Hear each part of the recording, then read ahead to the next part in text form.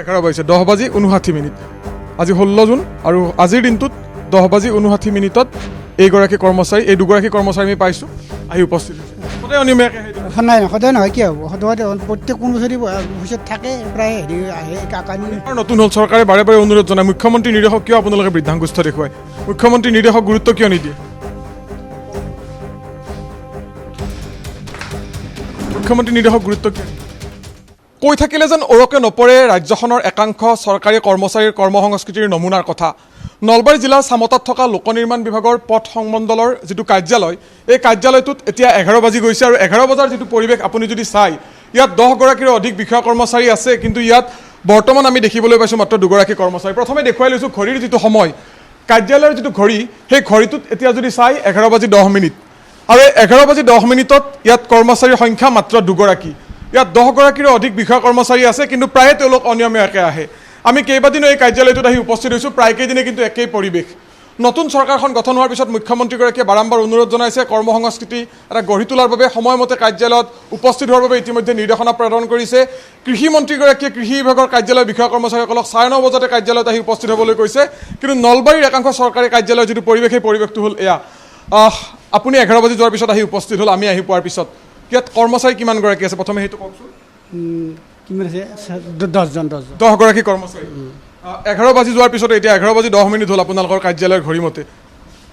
এগৰাকী মাত্ৰ আমি আহি উপস্থিত দেখিছিলোঁ বাকী আপুনিও কৰ্মচাৰী মই তাৰমানে চাইডৰ কিন্তু মোক ইয়াতে আনছি নিয়মীয়া কৰ্মচাৰী আপুনি মই ৰেগুলাৰ ঠিক আছে সদায় আহেনে মই সদায় আহোঁ কিন্তু মই আজি নাই মোৰ দেৰি হৈছে চাইকেলত পাম গৈছে মোৰ কিন্তু বেলেগক সুধিলেও ক'ব আৰু মোৰ ডিউটি মিছ নাই মোৰটো মই জানো আমি ইয়াত নেদেখোঁ আমি 3-4 দিন ইয়াত আহিলোঁ কাৰ্যালয়ত এগৰাকীও কৰ্মচাৰী নেদেখোঁ তাৰমানে মোৰটো কৈছোঁ আৰু তাহোনো আহি থাকে কিন্তু মই কিন্তু ফূৰ্তি কৰিব বিৰত টান পাওঁ যিমান বছৰ চাকৰি কৰিছোঁ ঠিক আছে অকণমান আপোনাৰ ওচৰলৈ আহিছোঁ আপোনালোকে ৰেজিষ্টাৰ মেইনটেইন কৰে নে কৰে ৰেজিষ্টাৰখন অকণমান দেখুৱাওকচোন অকণমান ৰেজিষ্টাৰখন দেখুৱাওকচোন আমি ওপৰ মনক মানে অনুবাদ তাৰমানে নাই গম পাইছোঁ আহি যিহেতু আপোনালোকে চহী কৰিব লাগে আৰু চহী কৰি বহীখন দেখুৱাওকচোন যিখন বহীত আপোনালোকে আমাৰ ওপৰ মনৰ নিৰ্দেশ দিলেহে আমি সেইটো দেখাব পাৰিম আপোনাৰ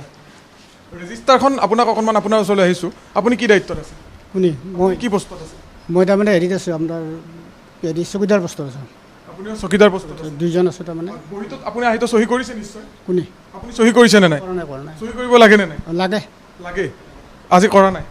কৰি 11 বাজি গ'ল আচলতে এয়া হ'ল ৰাজ্যখনৰ একাংশ চৰকাৰী কাৰ্যালয়ৰ যি কৰ্মসংস্কৃতি সেই কৰ্মসংস্কৃতিৰ নমুনা ইয়াত 10 গৰাকীকৈ কৰ্মচাৰী আছে কিন্তু 10 গৰাকী কৰ্মচাৰীৰ ইয়াত 11 বজাত আমি দেখিছোঁ ইয়াত মাত্ৰ 3 গৰাকীকৈ কৰ্মচাৰী আহি ইয়াত উপস্থিত হৈছে তাৰো 2 গৰাকী 11 বজাৰ পিছত আহিছে এগৰাকী আমি অহাৰ পূৰ্বতে আহি ইয়াত উপস্থিত হৈছে কিন্তু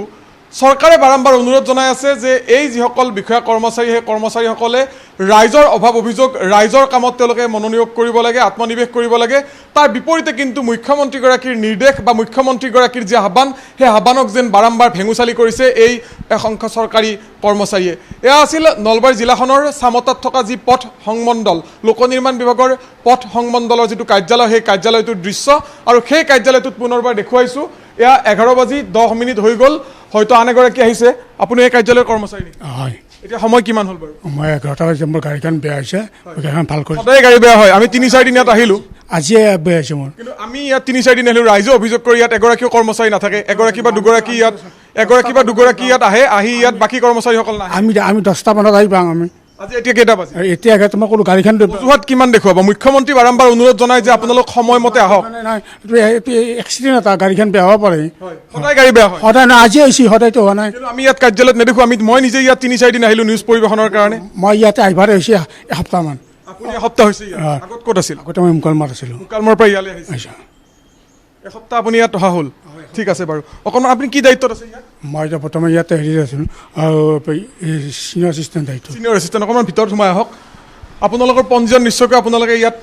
মিলাই ৰেজিষ্টাৰ মেইনটেইন কৰে আপোনালোকে অকণমান ৰেজিষ্টাৰখন চাওঁ ৰেজিষ্টাৰটো আপোনাৰ সেনেকৈ আমি দেখুৱাব আপুনি আহি চহী কৰিব নহয় জানো কৰিম এতিয়া চহীটো কৰকচোন আমি সেইটোৱে চাওঁ আপুনি কাৰ্যালয়লৈ আহিছে যিহেতু চহী কৰাটো আপোনাৰ প্ৰথম ইয়াত কাম নিশ্চয় হ'ব আমি দেখুৱাইছোঁ আন এগৰাকী কৰ্মচাৰী আহিছে আহি তেখেতে কৈছে যে তেখেতৰ গাড়ীখন বেয়া হৈছে কিন্তু 11 বাজি 10 মিনিট পাৰ হৈ গ'ল এয়া পঞ্জীয়ন যিখন বহি তেওঁলোকৰ ৰেজিষ্টাৰ যিখন বুক সেই বুকখন আমি যদি চাওঁ ইয়াত এগৰাকী দুগৰাকী 3 4 5 6 7 8 9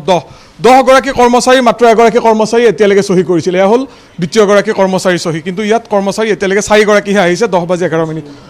অকণমান চাই লৈছোঁ হিমাংশু মেধি ছিনিয়ৰ এছিষ্টেণ্ট হেমন্ত দাস ভাৰ্গৱ দাস দীপজ্যোতি শৰ্মা উৎসৱ দাস নীলোৎপল ডেকা এইটো কি নাম হয় আলী নচিম আলী বিকাশ বৈশ্য কুলদীপ মেধি আৰু আনগৰাকী হ'ল এইটো SDO গতিকে তেখেত ইয়াত মাত্ৰ এদিন 2 3 তিনিটা দিন 1 তাৰিখৰ পৰা মাত্ৰ 3টা দিনত বাকীখিনিত ফিল্ডৰ ডিউটি থাকে ইয়াত 1 তাৰিখৰ পৰা 16 তাৰিখলৈকে মাত্ৰ 3 দিন এই কাৰ্যালয়টোত তেখেত আহিছে বাকীখিনি ফিল্ডত আছে এয়া হ'ল আমি দেখুৱাইছোঁ নলবাৰী জিলাখনৰ এই যি লোক নিৰ্মাণ বিভাগৰ পথ সংমণ্ডলৰ যিটো কাৰ্যালয় সেই কাৰ্যালয়টোৰ দৃশ্য ইয়াত যিগৰাকী SDO আছে সেই SDO গৰাকী এই চলিত মাহটোৰ 1 জুনৰ পৰা 16 জুনৰ ভিতৰত মাত্ৰ ইয়াত 3 দিন কাৰ্যালয়ত উপস্থিত আছে বাকীসকলে কৈছে যে তেওঁলোকে ফিল্ডৰ ডিউটি কৰিছে গতিকে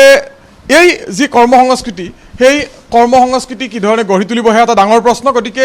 এই বিষয়টো আমি মুখ্যমন্ত্ৰীগৰাকীৰ দৃষ্টিগোচৰ কৰালোঁ নলবাৰী জিলা আয়ুক্তগৰাকীৰ দৃষ্টিগোচৰ কৰালোঁ গতিকে 11:15 যোৱাৰ পিছত ইয়াৰ অধিকাংশ 10 গৰাকীৰ মাত্ৰ ইয়াত 4 গৰাকী আমি 11:15 আহি ইয়াত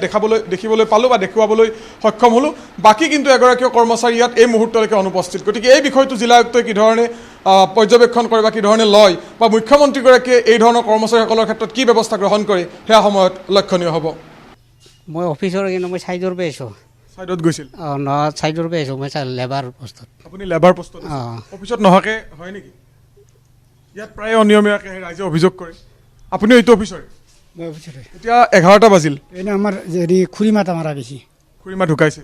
কিন্তু সদায় কাৰ্যালয় অনিয়মীয়াকৈ প্ৰায়খিনি মানুহে ইয়াত অভিযোগ কৰে মানুহ আহি ইয়াত উভতি যাবলগীয়া অভিযোগ মানে প্ৰত্যেকটো থাকে সময় হাতত এতিয়া 11 বাজিছে মোৰ হাতত থকা মোবাইলত দেখুৱাইছোঁ এতিয়া 11 বাজিছে 10:59 আজি 16 জুন আৰু আজিৰ দিনটোত 10:59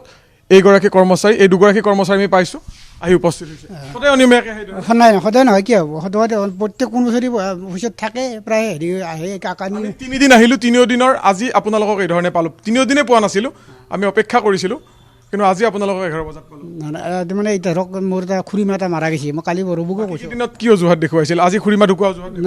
প্ৰত্যেক দিনে আহি আছোঁ তাৰমানে সদায় আহি আছোঁ আমিতো নাপাওঁ ইয়াত আমি 3-4 দিন চাইছোঁ আমি নিজে চাইছোঁ আমি সাংবাদিকৰ দল আহিছোঁ ইয়াত 3-4 দিন চাইছোঁ অফিচত থাকিলেও মানে ইফালে অক্টোক মানে হয়তো মানে টিফিন টাইমত বা ক'ৰবাত তেনেকৈ হেৰি ৰাতিপুৱাৰ ভাগত আহোঁ আমি ৰাতিপুৱাৰ ভাগত আপোনালোক নাহে কাৰ্যালয়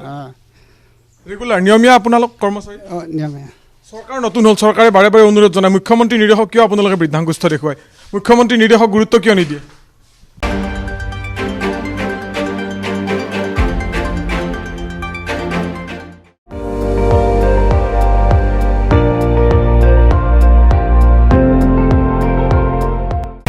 আপুনি চাই আছে ND24 সৰ্বশ্ৰেষ্ঠ নহয় সৰ্বোত্তমৰ দৌৰ